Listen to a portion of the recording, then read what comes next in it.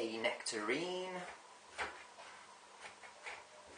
Not too soft, because this bit won't work, or not as efficiently as you like.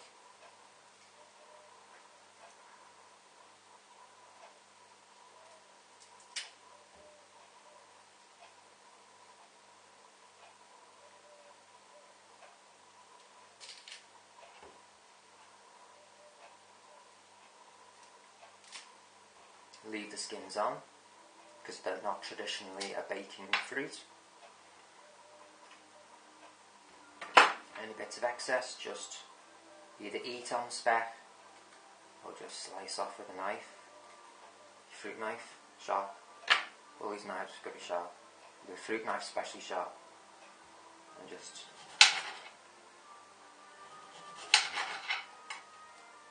teeth here.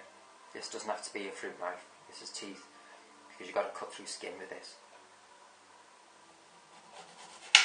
But your fruit knife, sharp, flat.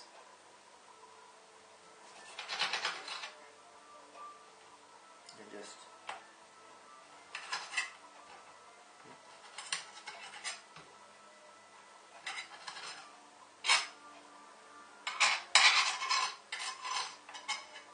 chuck that in your bowl. Now for your trusty pear.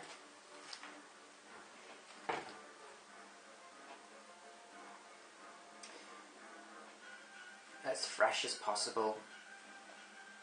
And again, if it's not a traditional baking fruit, you can cook apricots, nectarines and pears.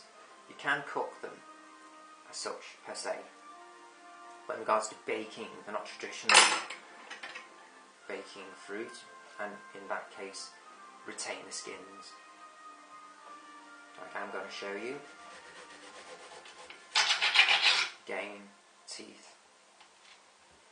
If you cut through skin, fruit with skin, with teeth.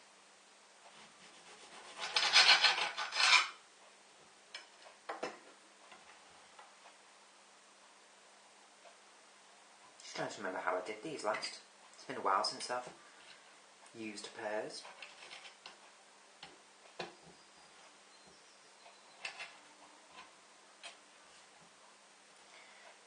As I'm doing a crumble, I'm just trying to remember how I last sliced and diced these things. You retain the skin, as I say. You're baking them. In this case, baking them, so you retain the skin. Yeah, discard the excess. Compost it, or whatever you do with it. Yeah. Slice them this way. Methinks, see, skin still on. You can't see that, can you? Either angle. Yeah. See, I'm leaving the skin on.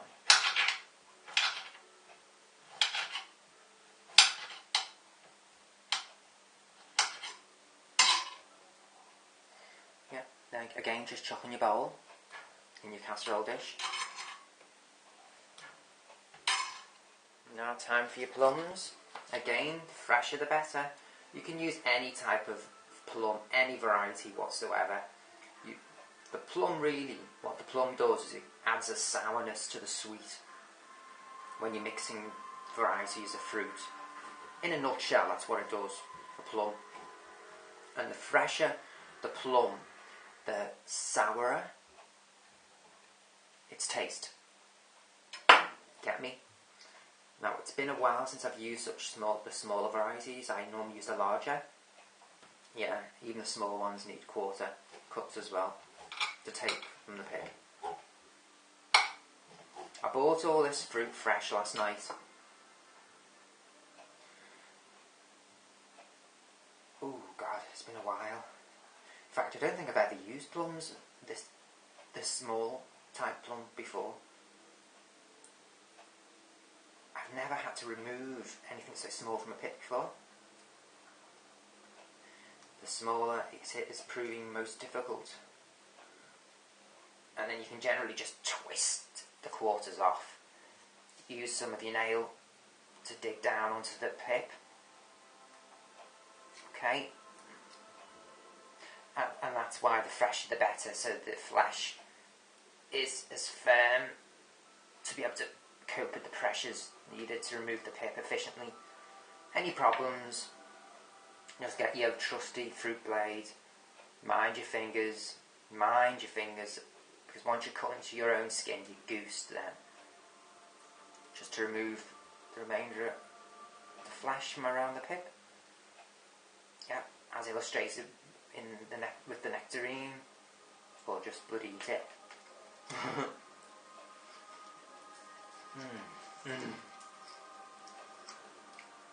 Wherever's most convenient at the time.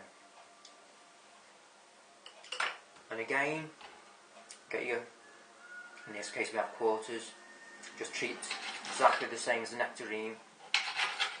Okay, finally slice them down like that. Take your quarter long ways into three, cut them twice into three.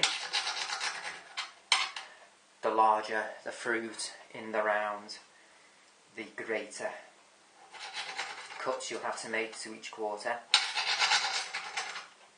Okay.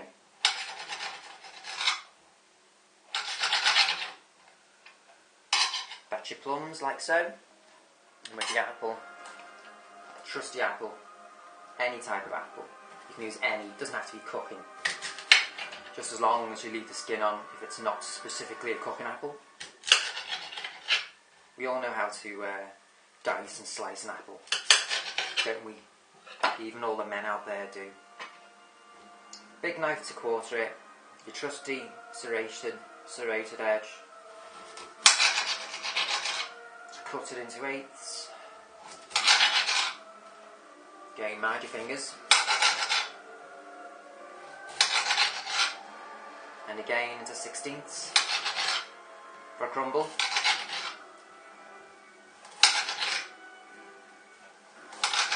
I was going to leave out this bit, cutting an apple up, but you'd be surprised how many people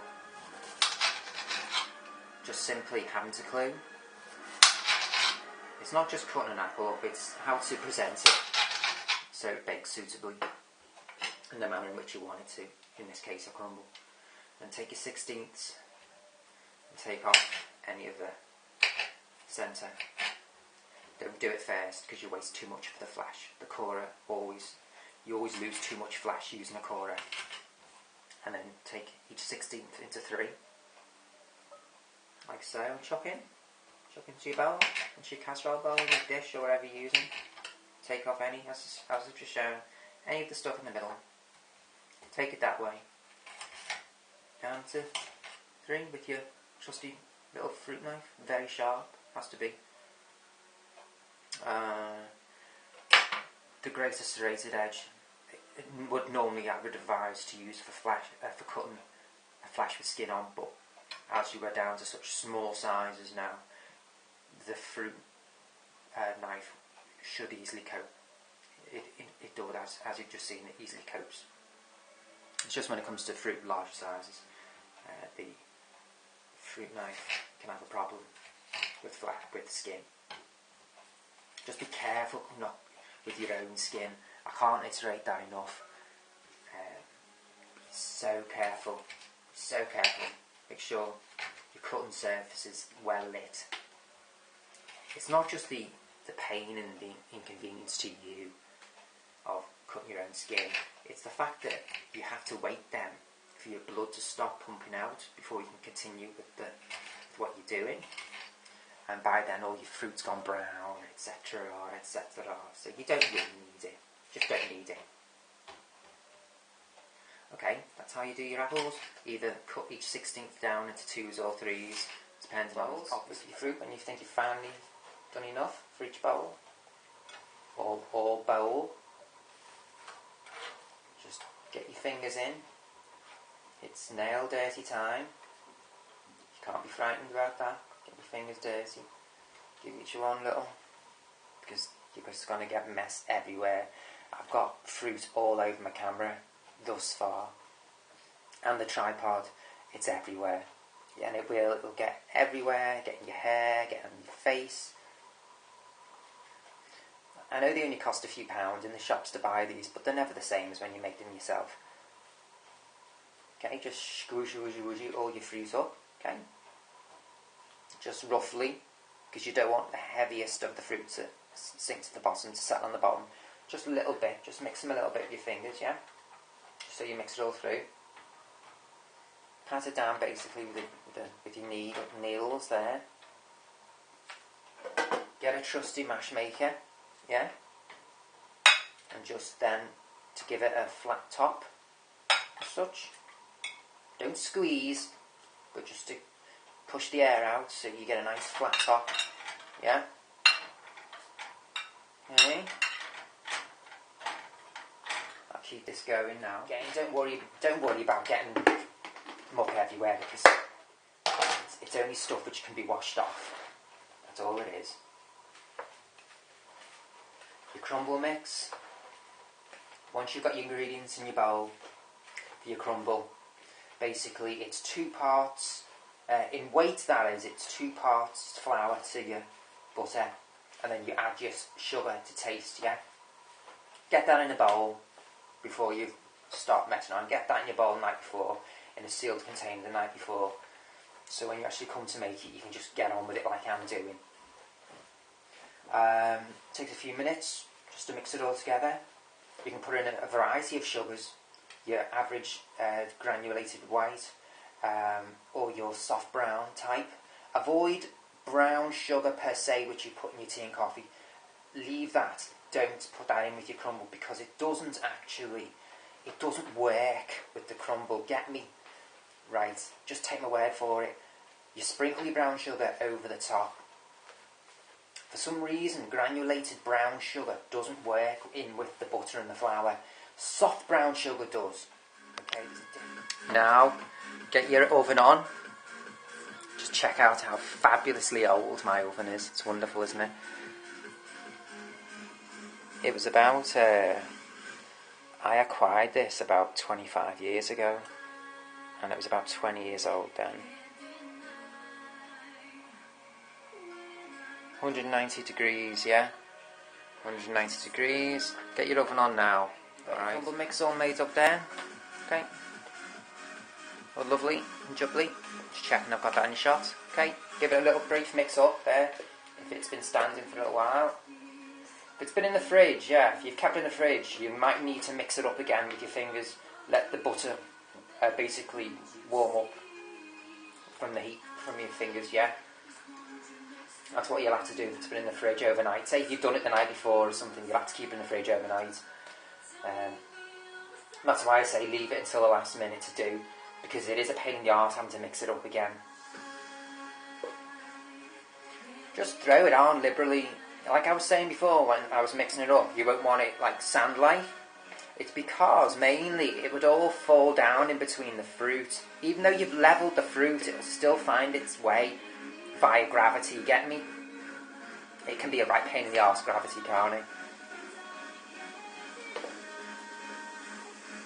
Okay, just whack it on, and basically its own random size of shape and form, the crumble, will hold itself so it doesn't all fall through the gaps. Okay, see what I'm doing there? I can't believe I've just burnt my finger.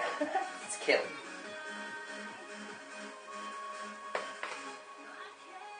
Can't believe I've just done that. It shows how hot plates get, eh? I've cracked many a plate on hot plate. I don't realise sometimes just how quickly hot plates get hot. I've cracked a few plates on them. Okay, make sure you've done enough crumble, and you'll know over time and practice how much crumble to make up. Okay. Alright, now you've got that on. It doesn't have to be flat as a pancake, right? Because as the fruit bakes in the oven, it'll all find its own level. Here's where the brown sugar comes into it. I'm saying about brown sugar comes into it later, but not in the crumble as such. You take your brown sugar now, and only now, that is your granulated brown sugar, the stuff you put in your coffee, yeah? When I was making the crumble, I was stressing not to put it in the mix, but to hold off until later. Well, this is the time I meant. Sprinkle over, quite liberally, and you'll find the brown sugar will give it a nice crunch and a nice colour. Simply because I couldn't have done it without, and I know I played them. The Amazing Spider-Man, motion picture soundtrack, Base Hunter, Base Generation, yeah. That was last, sorry. L'amour toujours, Gigi D'Agostino, the box standard English version, and finally, as you just saw, Bloodhound Gang's Hooray for Boobies. It's actually on now currently. It's probably why I can't monetize the damn thing. Right, bitch. Most likely to suck. Suck. 2. See how the brown sugar's broke them up? You can see, yeah? Let me get that better for you. Right, yeah? You can see from there without me having to zoom right in, can't you? You can see, can't you? Yeah? See how lovely? Just how lovely that's going to look in your bowl. With like, you and me, baby. Ain't nothing but a pile of custard or cream or fresh all over the top. Or simply evaporated milk in your bowl. It's got beauty in it, and most of all, taste it. Right, that's me done for today. About 8 o'clock AM I started doing this, and it's now nearly midday. Well, you reap what you sow.